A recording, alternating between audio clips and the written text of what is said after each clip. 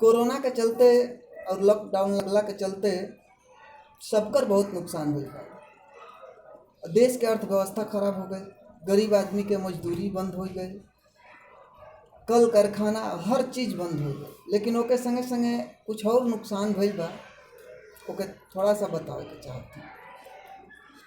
तय रहे दिन बार बाबू के बियाह के, तय रहे दिन बार बाबू के बियाह के, आ लागते ही लॉकडाउन बैठ गई था।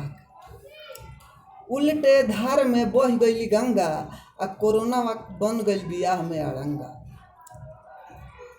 असो न माथे उनका मौर चढ़ल, आ दिनवा बियाह के आगे बढ़ल। असो न माथे उनका मौर चढ़ल, आ दिनवा बियाह के आगे बढ़ल। कूदत रहले बाबू खूब धधा के, आ लड्डू छिना गई मुँह तरे आके। ई तो लइका के रहल। अब तनी लड़की के का विचार चलत सुन। कहले रहली सखियन से शादी बा अप्रैल में, अब मरद वाला हो जाए अरमान रहे दिल में। खूब गरियावत तारी उहो कोरोना के, आग लागो बजर पड़ो ए झोंडाना।